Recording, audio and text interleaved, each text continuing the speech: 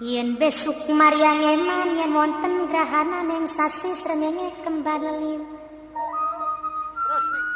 Lintang alit gumlareng siti. Ngono.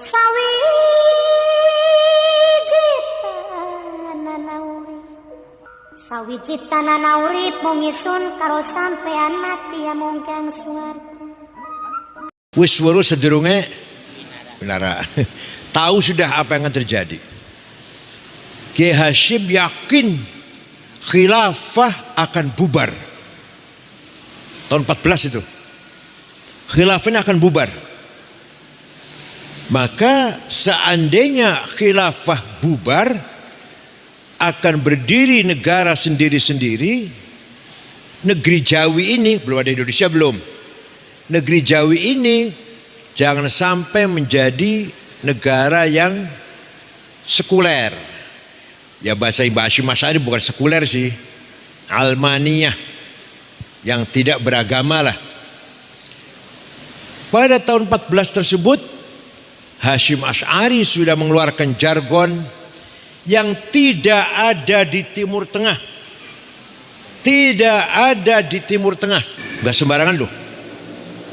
Itu Kiai Jawa itu, bukan Kiai Yaman tuh. Asli Jawa itu. Apa artinya maksudnya?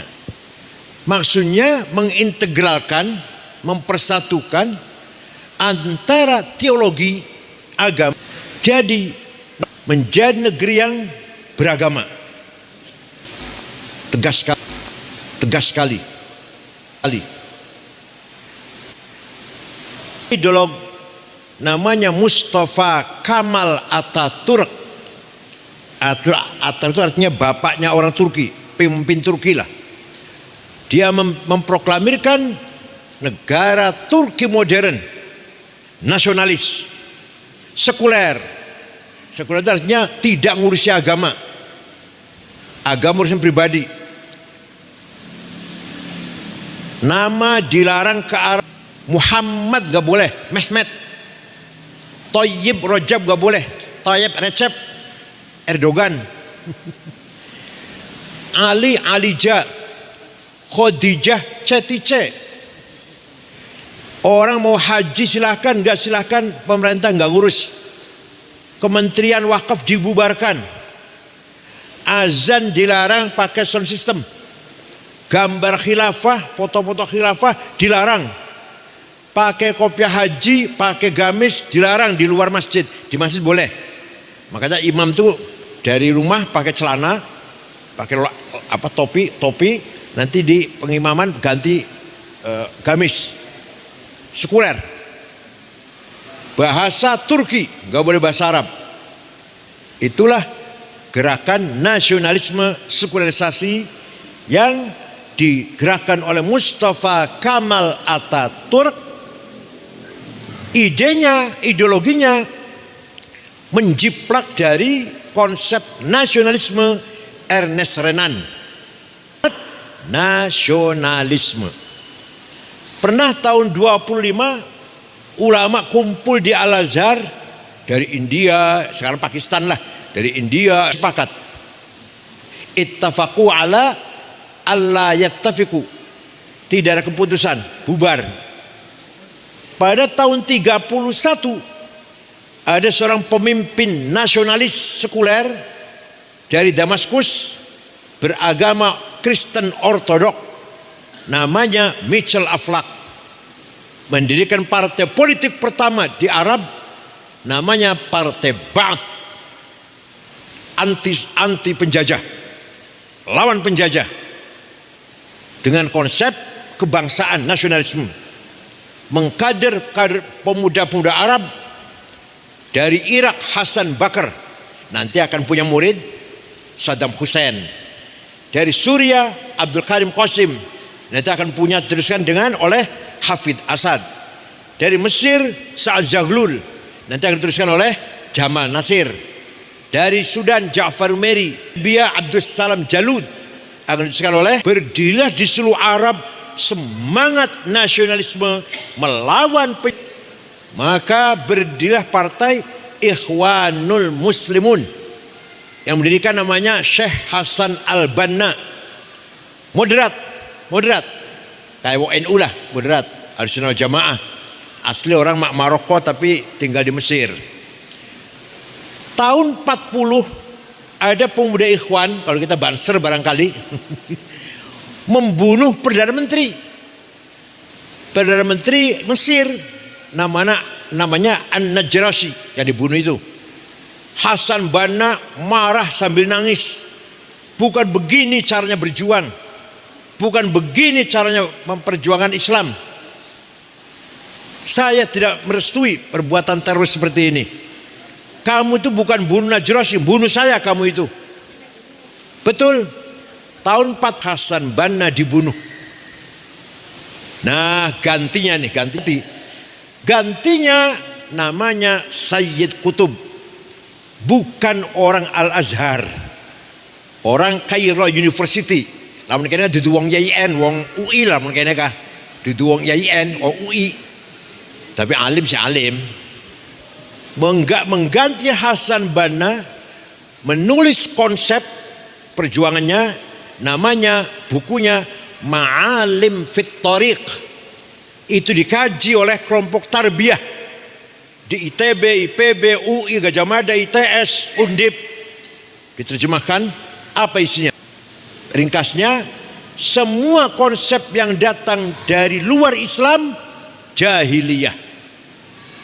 Kapitalisme jahiliyah, komunisme jahiliyah, apalagi sosialisme jahiliyah.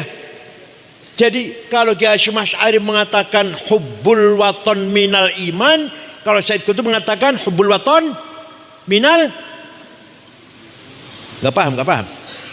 Kalau Kiai Hasyim Asy'ari mengatakan hubbul waton minal iman, nasionalisme adalah bagian dari iman. Kalau Said Qutb mengatakan hubbul waton minal jahiliyah. Betapa jauhnya di antara Hasyim Asy'ari dengan Said Qutb. Ini yang dikaji di perguruan tinggi kelompok tarbiyah namanya. Kelompok tarbiyah melahirkan teroris. Kebanyakan dari universitas umum. YIN nggak ada YIN. Umum. Undip. Ada Undip namanya Profesor Suteki. Menulis beberapa halaman membela sistem khilafah. Profesor Doktor, guru besar di Undip, di ITS Surabaya, di ITB Bandung, IPB juga Bogor, banyak. UI sedikit, Gajah Mada sedikit. Dah. Said Qutb mengkader Ikhwan Muslimin, membangun kebangkitan Islam, tidak mengakui nasionalisme, harus kembali ke khilafah. Nasionalisme termasuk jahiliyah. Sistem itu namanya sistem Tauhid. Tahun 65 mencoba kudeta, gagal. Kafir. Hufadzil Quran, Turkis Sufiyah, kafir. Kecuali mereka yang enggak kafir. Mereka lah yang membunuh Menteri Agama Dr. Husain Az-Zahabi, membunuh wartawan senior Yusuf Sibai, dan puncaknya tanggal 3 Oktober 81 Husni Mubarak jadi presiden. Mereka dibabat habis. Pemimpinnya namanya Aiman Az-Zawahiri, jumpa dengan tokoh dari Saudi namanya Usama bin Laden. Ini harus tahu ini, harus tahu ini. Nanti ada faedahnya. Saya dongeng ini ada faedahnya nanti. Mungkin Al-Qaeda dilatih oleh Amerika. Ronald Reagan mengeluarkan biaya 450 juta dolar melatih mereka untuk melawan Soviet. Soviet lari, tinggal senjatanya tadi muncul di Afghanistan, negara dalam negara. Dari Indonesia banyak, 1.500-an lebih yang ikut. Amrozi, Ali Ghufron, Ali Imron, Imam Samudra, Umar Patek, Hambali Cianjur, Cirebon siapa? Cirebon.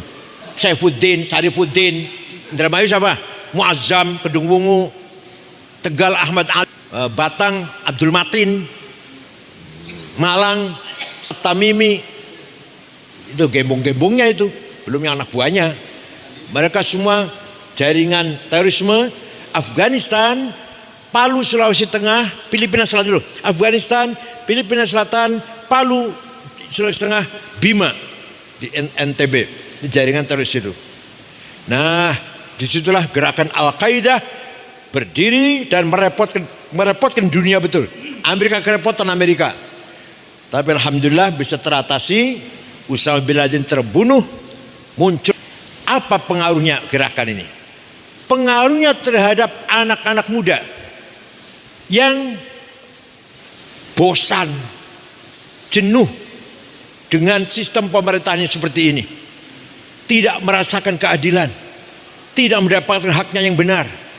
Pancasila tidak bisa dipercaya, tidak menjanjikan untuk membangun masyarakat yang adil, sejahtera. Pemuda lo ya, cari solusi yang lain. Pancasila tidak menjanjikan untuk kita sejahtera dan adil. Terorisme di Jakarta, Bekasi, Cianjur, sampai ada orang jual sawah, jual mobil ikut ke ISIS, berangkat sekeluarga, anaknya Samudra, anak Abu Jibril, berangkat ke Syria, mati di sana. Wah, banyak lagi lah. Hambali Cianjur itu internasional, sampai sekarang masih di Guantanamo, di penjara Amerika, sampai sekarang masih hidup. Bunuh, kafir, antek Amerika katanya. Ada perempuan nyanyi dibunuh. Afghanistan lagi Maulid Nabi dibom, sholat Jumat dibom. Coba 100% Muslim. Di Indonesia alhamdulillah reformasi, peralihan dari Orde Baru ke Orde Reformasi, ada korban, ada bakar-bakar, ada krisis, ada tegang, ada 6 bulan. Begitu pemilihan umum multi partai, berapa partai pertama kali pemilu, berapa partai? 58 partai pertama kali pemilihan umum kan, setelah Orde Reformasi. Begitu multi partai berdiri, selesai sudah. Krisis nasional sudah selesai. Damai sudah. Hanya 6 bulan kita tegang. Korban ada. Ya, bakar-bakar ada, Jakarta, Surabaya, Makassar, ada. Itulah orang Indonesia yang mempunyai prinsip hubbul waton minal, antara nasionalisme dan agama terintegrasi, menyatu, gak bisa dipisahkan. Oleh karena itu, para santri ini semuanya penerus perjuangan Syekh Sunan Syarif Hidayatullah. Syarif Hidayatullah telah berjasa besar menyebarkan agama Islam di Jawa bagian barat. Begitu pula Prabu Kian Santang Syekh Rahmatullah, begitu pula Ki Kuwu Cirebon, dan adiknya siapa namanya? Bukan Subang Larang, siapa? Rara Santang itu semua adalah pejuang-pejuang Islam yang tidak memisahkan antara Islam dan nasionalis. Buktinya apa? Sunan Gunung Jati pesan 2, titip tajuk karo fakir miskin. Itu artinya apa artinya itu? Agama dan kehidupan kesejahteraan. Agama harus kita perjuangkan. Ayo. Wa kadzalika ja'alnakum ummatan wasata litakunu syuhada'a 'alan nas wa yakuna ar-rasulu 'alaikum syahida. Di dalam Quran tidak ada kata-kata terminologi umat Islam. Betul wonten. Lapal umat Islam itu enggak ada. Kalau bilang ada enggak pernah baca Quran tuh. Yang bilang ada enggak pernah baca Quran, baca cuma alif lam mim tahlil. Kalau ente baca Quran dari awal sampai akhir, tidak ada ayat umat Islam, umat Arab, bangsa Arab, nggak ada.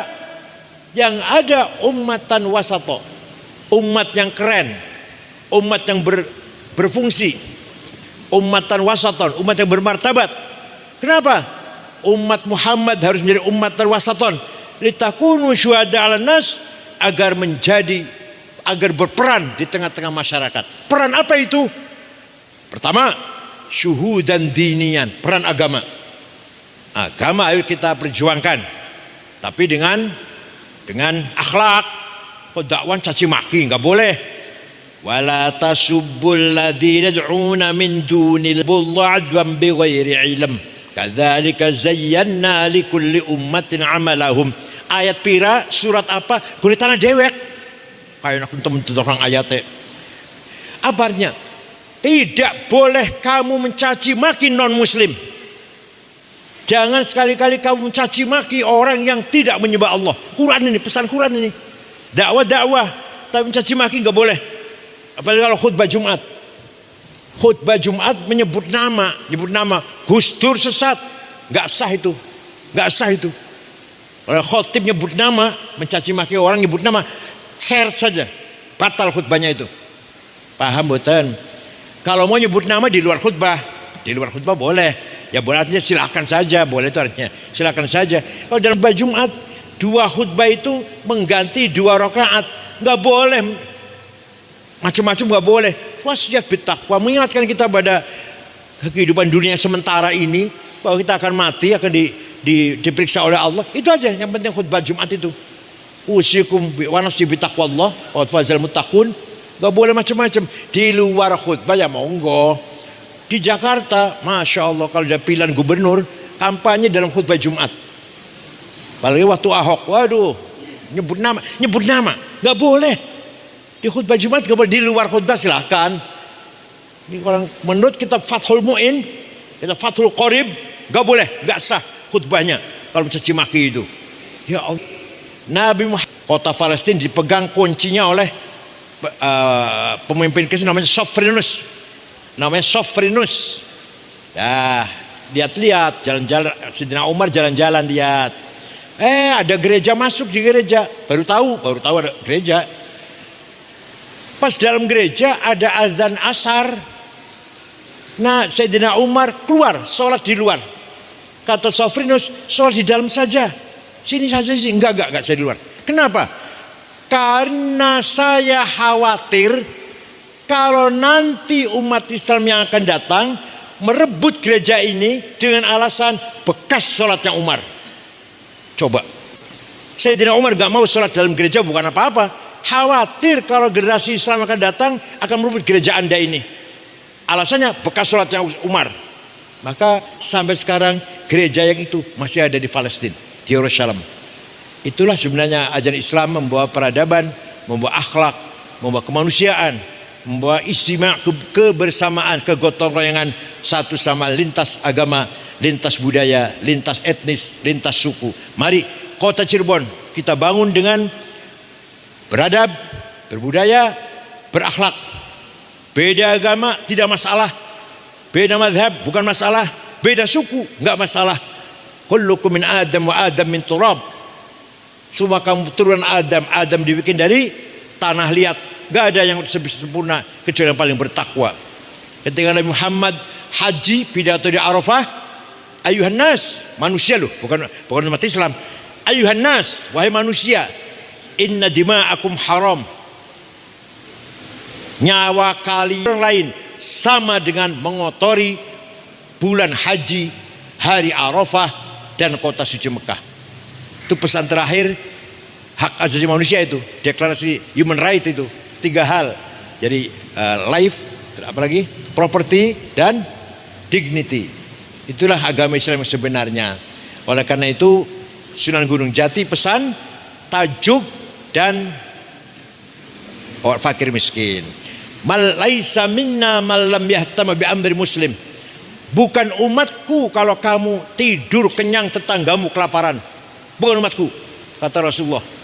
Ya Allah, padahal umat Islam itu wajib kaya. Wajib? Jawab, wajib.